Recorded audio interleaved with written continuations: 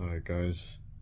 Sebastian Baez defended his title in Rio as I predicted he would, defeating Muller in the final. But I didn't predict that he would do it as easily as he did. It was like 6-2, 6-3.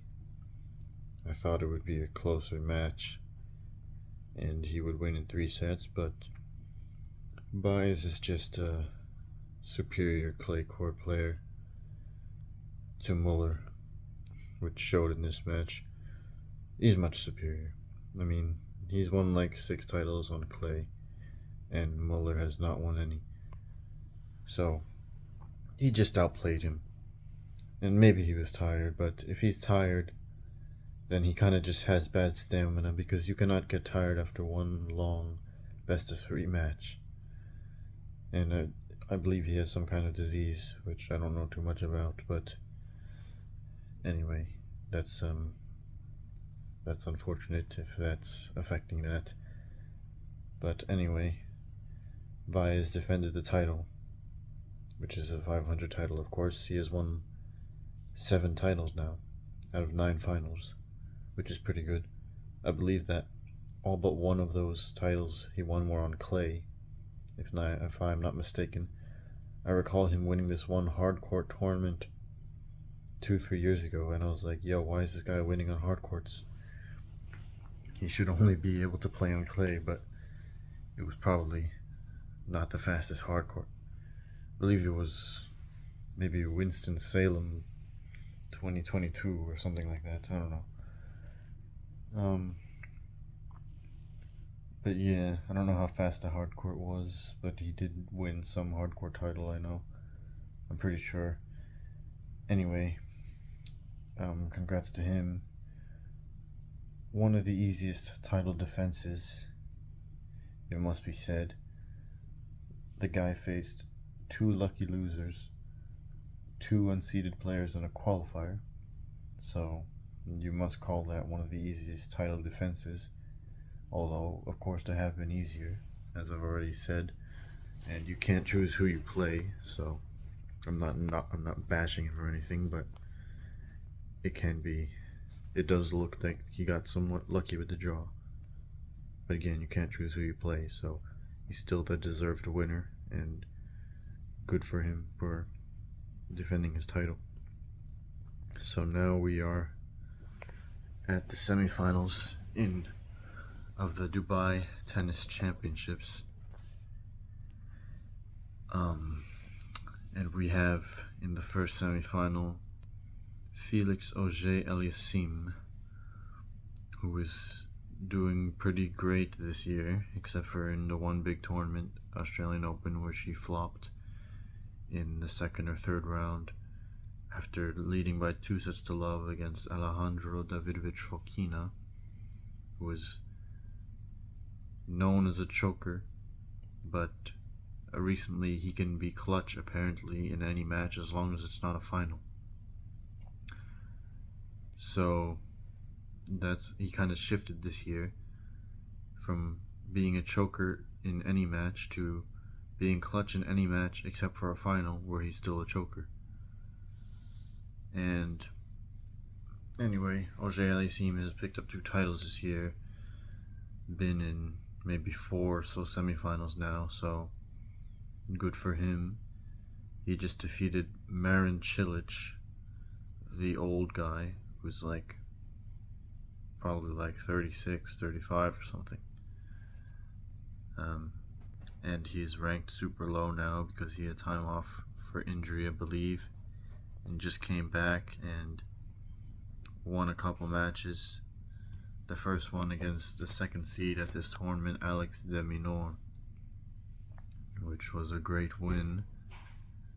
And then he defeated Alexei Popyrin, another Australian player who had the season of his life last year, where he was just in a purple patch.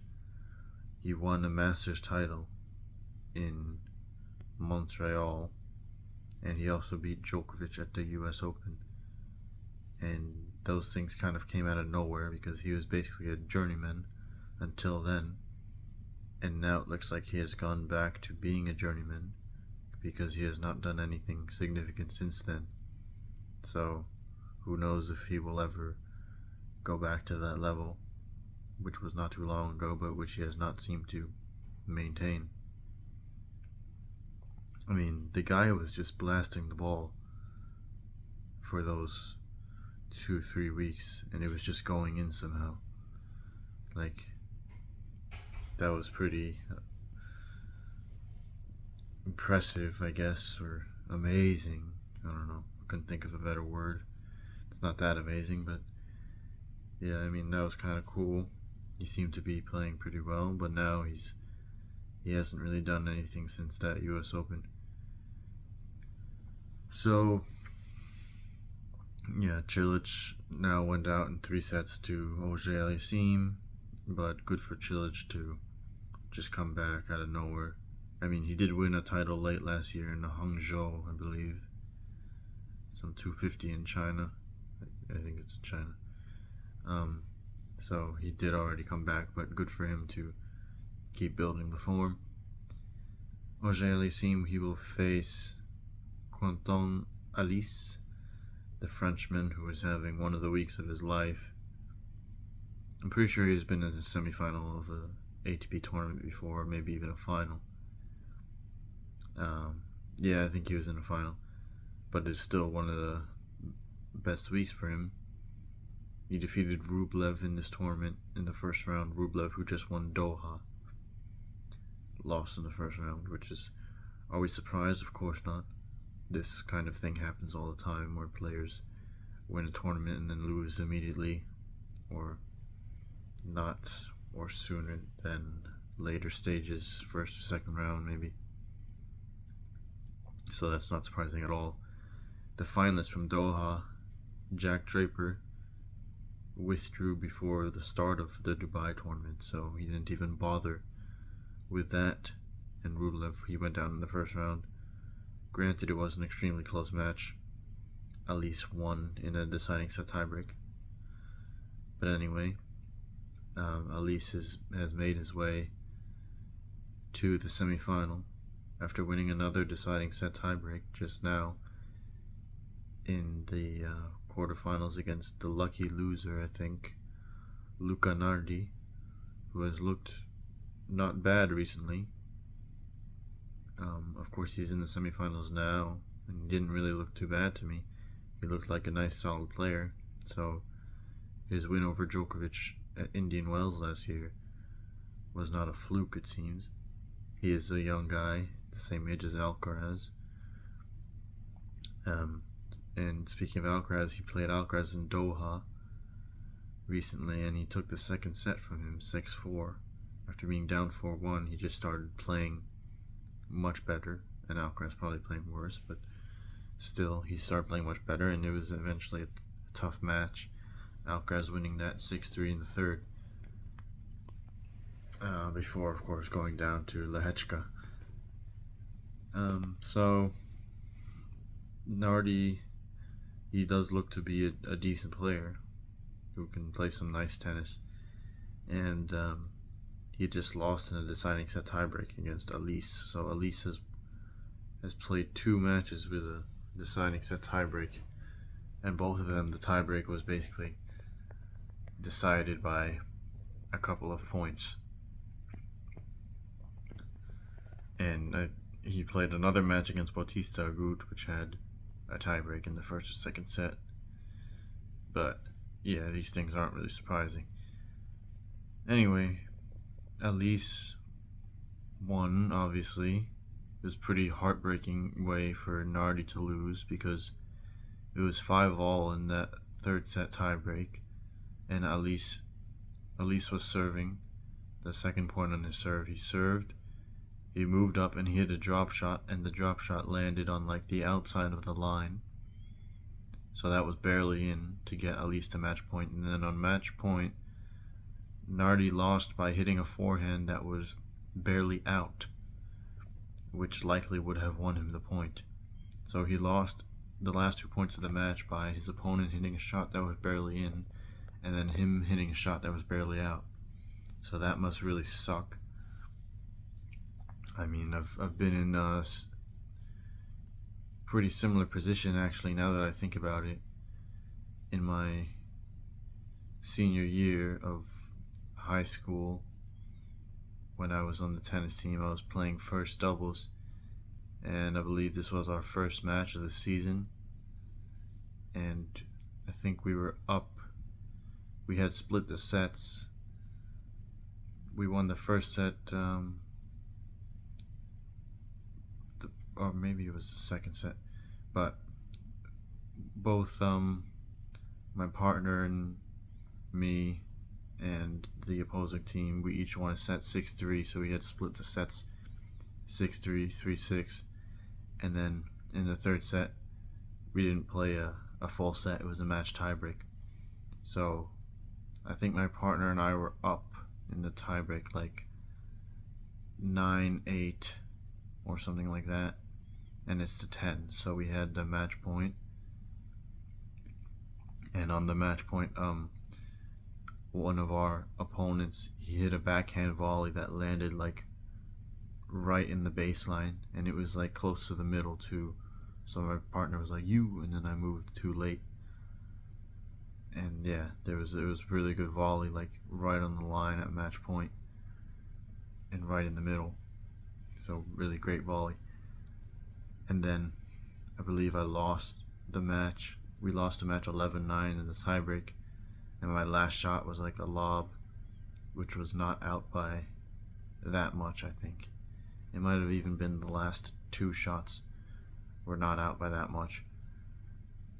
But yeah, so I've been in a similar position, so that must really suck to lose the match like that from Nardi, but that's how they do it in tennis.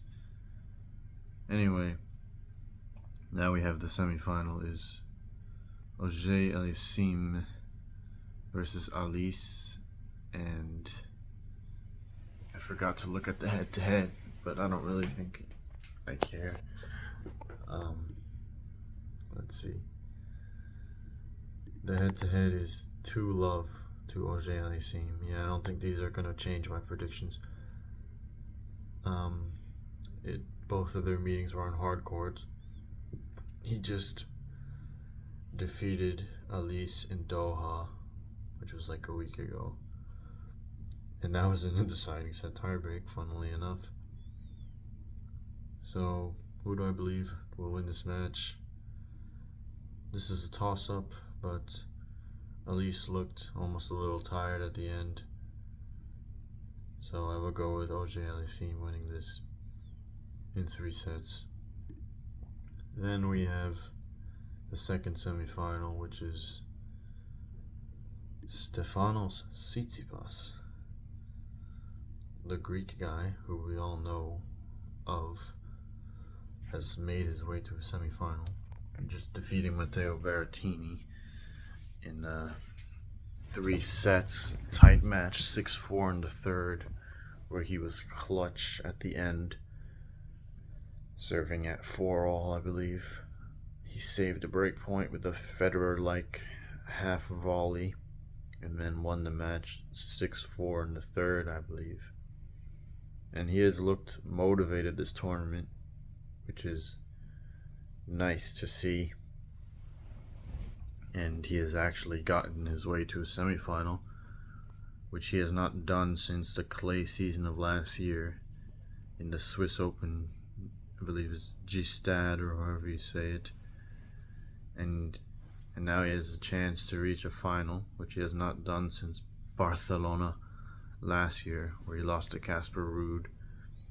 And Casper Ruud won his first title that was not an ATP 250, believe it or not. As we all know, the guy has 3 Grand Slam finals, Nito ATP finals, Masters finals, and up until that tournament last year in Barcelona, which was a 500, he had never won a title above a 250. So now he has won one 500 title, I believe, and a bunch of 250s, and just been in the final of big tournaments but never won one. So that's interesting statistics from Casper Ruud, which is of course not new. Anyway, Tsitsipas is in the semifinal, and he will face Talon Griekspoor, the Dutch player who just took out the top seed Daniil Medvedev, which would be impressive if Medvedev was not finished and losing after every 1 or 2 matches he has played in this year. I mean, I suppose it was impressive not because of the fact that Medvedev was a top seed, but because of the fact that Griekspoor saved about 4 or 5 or 6 match points in that match, something like that, and it looked like he was mostly clutch on those match points. It didn't look like Medvedev choked that badly on those match points. Griekspoor was coming up with some solid play and good volleys, and finally Griekspoor has won a tight match against a top player, because he always seems to lose in a tight match against anyone and against top players. It's an interesting thing, Griekspoor, because he always seems to play close to his level, the level of the opponent, regardless of who it is. And most of his matches will end up being in 3 sets, or he will at least take an opponent to a tiebreak. Not all of his matches, he can still get destroyed sometimes, but more often than not, it looks like he plays a close match. So it's no matter who it is, it's 3 sets, or he at least goes to a tiebreak. So it seems he always plays like around the level of his opponent, but usually loses these close matches, especially against top players. And you could kind of see why when he had like a few match points himself before he was finally able to take one. And he looks like so tight on those first few match points. He was kind of doing this for much of the match, to be fair, where he was almost like pushing the pusher that Medvedev is, and he was kind of just like slicing the ball back and not really doing anything with the ball. But he would just like, when you would miss a shot, it'd be like, yo, that's a horrible miss, and it would be like, there's no reason that you should miss that other than it's just match point and you're messing up. But luckily for him, he was able to get it over the line this time and win that match 7-5 in the third after a long game where Medvedev saved match points, but couldn't save the last one. And then he smashed his racket to end the match. And it looked like he was mad at the umpire and didn't shake his hand. I have no idea what happened with that, because I didn't watch the whole match.